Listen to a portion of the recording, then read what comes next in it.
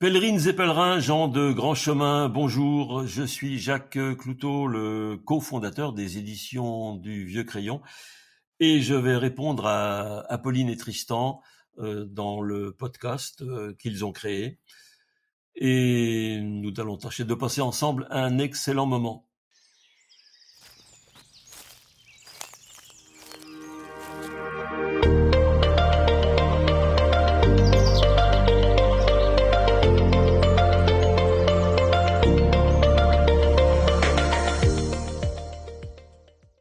Bonjour à tous. Bienvenue sur le premier numéro de La Voix du Chemin, le podcast du Miam Miam Dodo. Alors aujourd'hui, vous l'aurez compris, on accueille avec nous Jacques Cloutot, un pèlerin aguerri qui a traversé l'Europe et qui a notamment emprunté plusieurs itinéraires qui mènent à Compostelle. Et bonjour Jacques. Bonjour Apolline et Tristan. Bonjour Jacques. Aujourd'hui, on va parler avec vous des raisons qui nous poussent à partir sur les chemins de Compostelle. Et d'ailleurs, certains d'entre vous se demandent peut-être pourquoi faire ce pèlerinage et qu'est-ce qui le rend si spécial. Merci d'être avec nous Jacques. Alors on va commencer cette interview déjà par une première question. Pour quelles raisons es-tu parti sur le chemin ? Est-ce que tu peux nous en dire un petit peu plus ? Et d'ailleurs, c'était en quelle année ? J'avais 44 ans à l'époque et c'était en l'an de grâce 1993. Donc, lors de vacances au Portugal en 1986, je m'étais arrêté à Santiago, donc sur la place de la cathédrale. À l'époque, on s'arrêtait avec la voiture devant la cathédrale. Aujourd'hui, c'est interdit, bien sûr. Et je me suis aperçu que ce vocable de Compostelle, que tout le monde connaît plus ou moins, était en fait une ville, une belle ville, et que le pèlerinage existait toujours. On voyait arriver des gens dans la cathédrale à pied avec des sacs à dos. Et moi, ça m'a fortement marqué. Ça m'a interpellé en disant, ça existe encore, ce truc moyenâgeux. Et là, je me suis dit, c'était une évidence. Je me dis, un jour, je reviendrai à Saint-Jacques-de-Compostelle, mais comme tout le monde, à pied. Voilà, et ça s'est réalisé, donc par les hasards un petit peu de l'histoire sur lequel ça serait trop long de revenir, ça s'est réalisé donc en 1993, et là j'ai profité d'une fenêtre dans mes activités professionnelles pour me dire, là, je vais m'offrir 2 mois et demi de grand bol d'air. Est-ce que tu peux nous dire sur quel chemin tu es parti pour la première fois et pourquoi tu as choisi celui-là précisément ? Alors, j'ai pris la voie du puits, donc le GR65. Pourquoi celui-ci ? Parce que à l'époque, il y avait que celui-ci qui était balisé, qui était propre. Les autres n'existaient pas encore. Les grandes voies jacquaires n'existaient pas encore. Et l'avantage de partir sur un GR labellisé, sur un itinéraire labellisé GR, c'est qu'on est à peu près sûr d'avoir un minimum de 50-60% de chemin de terre et non pas de se palucher toutes les routes départementales, par exemple entre les Sables d'Olonne et l'Espagne. Donc j'ai décidé de partir du Puy-en-Velay et c'est une bonne idée puisque le chemin GR65 est très très beau et traverse des territoires absolument magnifiques. On parlera de la Margeride, de l'Aubrac, du Haut-Aveyron, du Lot, du Gers, enfin des terroirs qui sont bénis par les dieux. Tu es parti combien de temps et combien de kilomètres journaliers tu faisais ? Alors, j'ai jamais trop compté les kilomètres journaliers parce que ça m'intéresse assez peu, à vrai dire. On va plutôt parler en heures de bonheur ou en jours de bonheur. J'ai mis 2 mois et demi pour aller à Saint-Jacques, donc il faut 10 semaines en gros. Il faut 5 semaines pour traverser la France et 5 semaines pour traverser l'Espagne. Mais qu'on soit à pied avec un âne, puisque je suis parti avec un petit bourricot, ou qu'on soit à pied avec un sac à dos, c'est à peu près pareil. On met 5 semaines dans les deux cas, ce qui ramène, si on fait la division du nombre de kilomètres par le nombre de jours, à environ, entre 25 et 27, 28 kilomètres par jour. Alors tous les trois, on est déjà partis sur le chemin. Donc avec le recul, le chemin ne nous fait plus peur. Mais avant de partir, on avait tous des craintes. On a tous des craintes, chaque futur pèlerin se pose toutes sortes de questions. Alors quelle était ta crainte à toi personnellement ? Alors oui, j'avais une crainte, mais que beaucoup de partagent, c'est la solitude. On vit tellement dans une société où on est entouré de monde, soit dans le niveau professionnel ou le niveau amical ou le niveau associatif, et se dire qu'on va marcher pendant 2 mois et demi tout seul, en pleine campagne, bah oui, ça peut faire peur, tout simplement.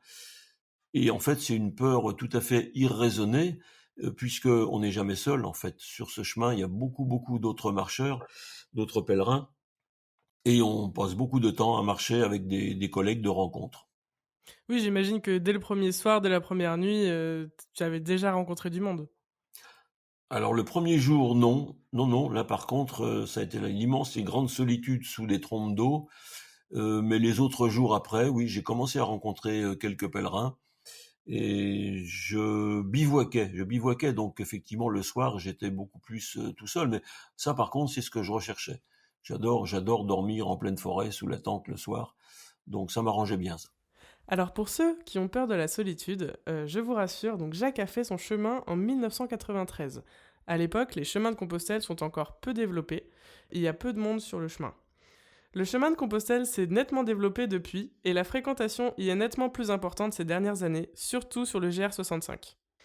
Moi qui suis parti en 2022, au départ du Puy-en-Velay, je vous rassure, moi j'ai fait des rencontres immédiatement. C'est-à-dire que je suis sorti de la gare du Puy-en-Velay, je me suis rendu à mon premier établissement, ma première nuitée, et dans le gîte, j'ai rencontré une dizaine de personnes, et on s'est suivis tout au long du chemin. On a fait notre trajet ensemble pendant 10 jours, et ce sont restés pour moi des rencontres inoubliables.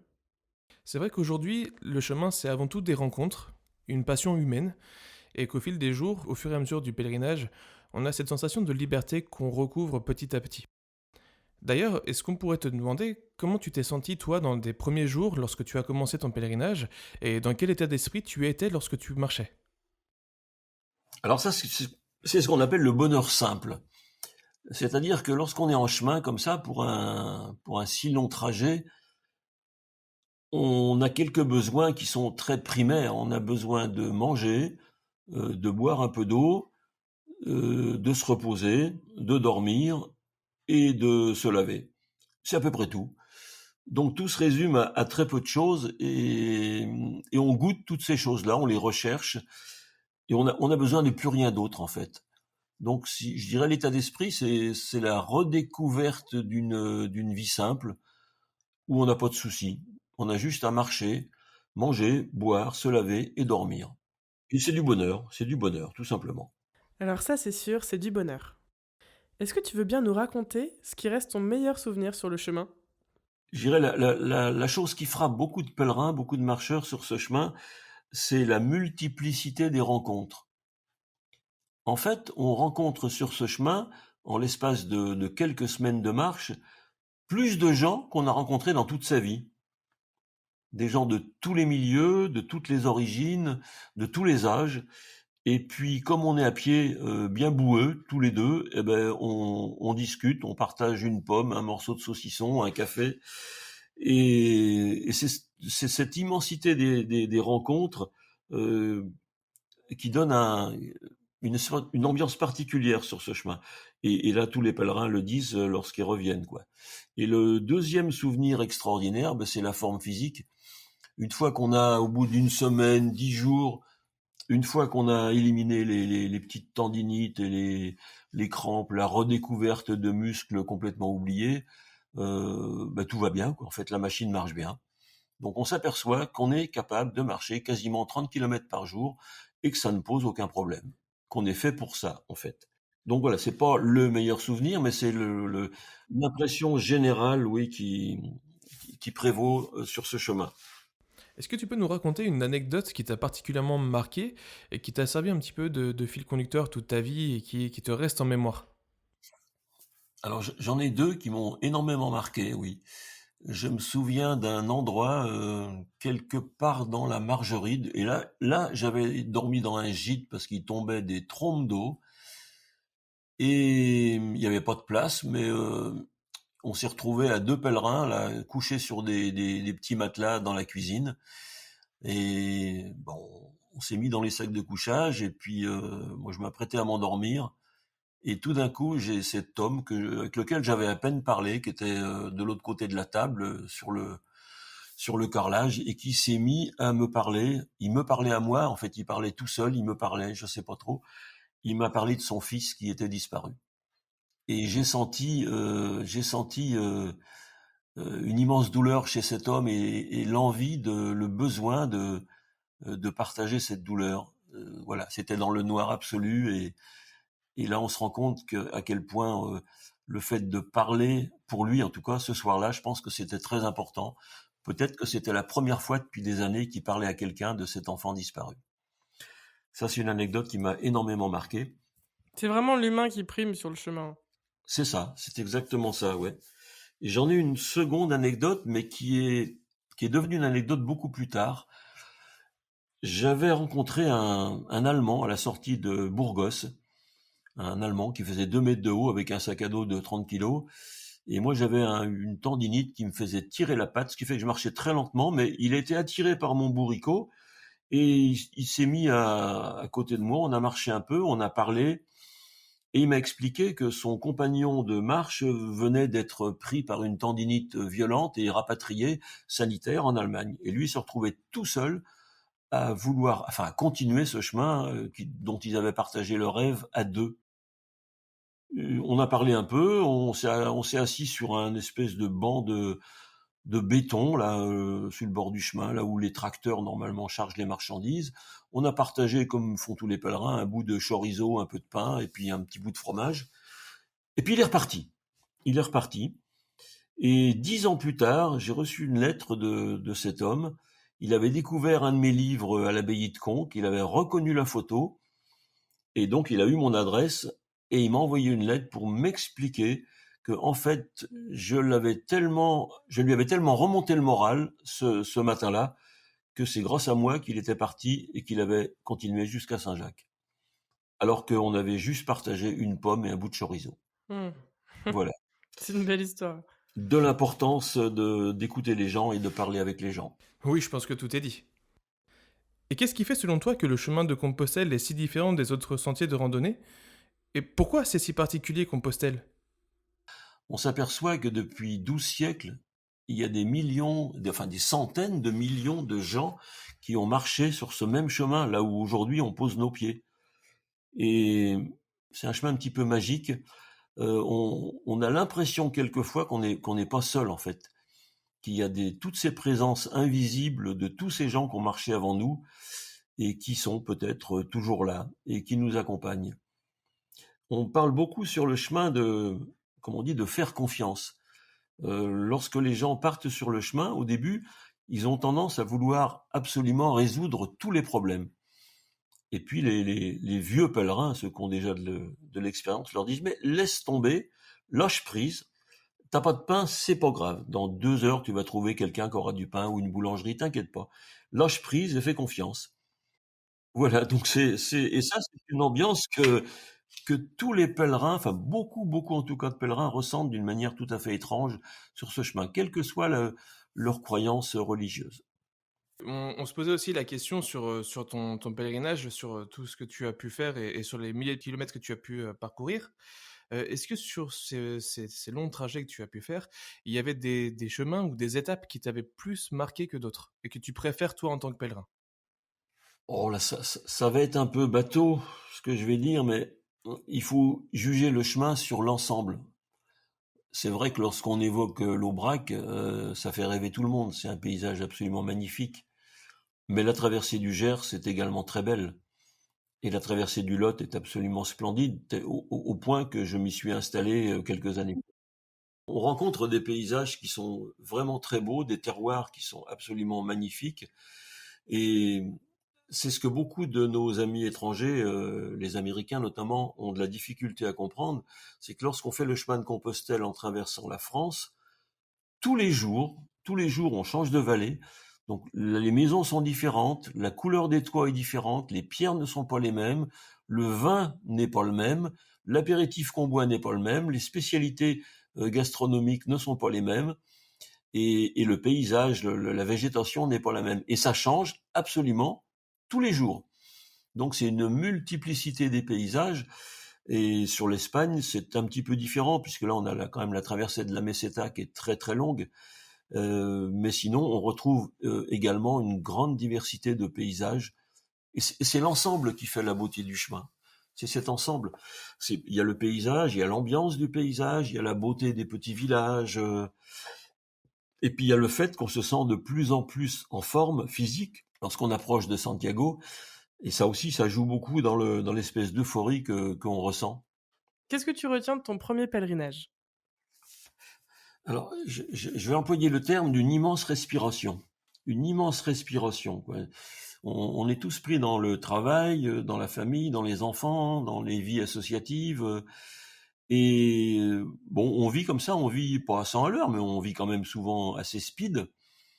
Et là, tout d'un coup, on se pose. On se pose, donc on quitte tout ce qui était un peu stressant et on part sur un mode simplicité, à pied, avec des besoins essentiels. Et ça, dans une vie, c'est une respiration absolument fantastique. On a de la peine à l'expliquer aux gens qui veulent partir, et lorsqu'ils reviennent, ils disent ben maintenant je comprends ce que tu veux dire. C'est, on a l'impression de renaître tout simplement, quoi, d'être devenu nous-mêmes totalement différents de par rapport au départ. On revient transformé en fait. On vient transformé par cette expérience. C'est vrai ce que tu dis, Compostelle, c'est difficile à expliquer, mais on peut vraiment comprendre qu'une fois qu'on y est parti, en fait. C'est ça. Il faut le faire vraiment une fois dans sa vie et pour en sentir tous les bienfaits, au point que beaucoup de pèlerins, lorsqu'ils ont goûté à ça, tous les ans, systématiquement, ben, ils se refont une semaine, 2 semaines, un mois sur un des chemins de Compostelle parce qu'ils ont juste envie de retrouver ce bonheur simple et cette respiration. Et alors justement, après ton pèlerinage, comment tu t'es senti personnellement et comment tu es revenu dans la vraie vie et dans le monde d'après? Là, c'est un peu compliqué, là. C'est un peu compliqué de se retrouver à la maison parce que lorsqu'on a vécu dehors, en plein air, pendant 10 semaines, se retrouver enfermé dans une maison ou dans un appartement, c'est juste terrible. C'est c'est juste, d'abord, on a les jambes qui fourmillent, on a envie de partir, on a envie de marcher, et puis on se retrouve comme si on était en prison, en fait. On voit le journal où il y a le programme de télévision là, ce qui traîne sur la table, on sait même plus à quoi ça sert. On s'en fout complètement. La télévision nous paraît une petite lucarne, mais complètement racornie par rapport à la beauté du monde qu'on vient de traverser. Et voilà, ça appelle un peu une autre question qui est de se dire qu'est-ce qu'on va retirer de ce chemin par la suite, c'est-à-dire comment est-ce que ce chemin va transformer nos vies. On s'en aperçoit qu'après, ça je le redis encore, hein. On s'en aperçoit après et on sait pas tellement ce qu'on va faire après avoir fait un chemin de Saint-Jacques, mais il y a une chose qu'on sait absolument, c'est ce qu'on ne va plus faire. On sait qu'on va plus se laisser, alors ça va dépendre de chaque personne, on va plus se laisser envahir par peut-être par un travail débordant ou par une activité associative trop prenante, ou au contraire, on va se laisser envahir par une activité associative parce qu'elle nous apporte du bonheur. Et on va faire le choix, en fait. On va faire le choix de ce qui nous rend heureux en éliminant à tout prix tout ce qui nous rend malheureux, quoi. Les emmerdeurs, les pisse-froids, les importuns. On fait le tri, quoi. On fait un peu le tri dans la vie, quoi. Oui, c'est comme on voit beaucoup aussi sur le chemin de Compostelle que les gens partent en quête d'eux-mêmes. Ils partent en quête de réflexion, ils réfléchissent à ce qu'ils veulent faire ensuite. En fait, Compostelle, ça donne une direction. C'est ça donne une direction, mais des fois cette direction, elle fait 180 degrés, ou 2 fois 360. Et il y en a beaucoup qui changent de vie après Compostelle, ça a été mon cas aussi, parce qu'on n'a plus envie de choses piètres, comme on dit ici, là, dans le Quercy. On a envie de faire des belles choses, tout simplement. On veut plus perdre son temps avec des banalités. Et juste si on veut être un petit peu plus précis, un peu plus terre à terre, ça t'a pris quelques jours, j'imagine, d'ajustement ou quelques semaines, vraiment entre le moment où t'es rentré chez toi et où après t'as repris entre guillemets «le cours de ta vie», En fait, est-ce que ça ça m'a pris 30 ans, et j'ai pas encore fini. J'ai pas encore fini, parce qu'il y a eu des gros changements, oui, et le fait de pouvoir choisir les belles choses qu'on voudrait faire dans sa vie, euh, donc d'avoir eu cette réflexion pendant tous ces jours en disant qu'est-ce que je pourrais faire après et qui me ferait plaisir vraiment. Et quand je dis faire plaisir, ça veut dire que si on est bien dans sa peau, on va aussi faire plaisir aux autres. Et c'est un changement de vie, je pense, pour beaucoup de monde. C'est un changement de vie. Alors du coup, ça nous pose forcément la question, à la suite de toute cette réflexion et celle que tu mènes encore aujourd'hui, qu'est-ce qui t'a donné l'envie de te lancer dans la création de guides de randonnée donc spécialisés pour Compostelle? Et qu'est-ce qui t'a donné cette passion pour ce guide que tu as créé?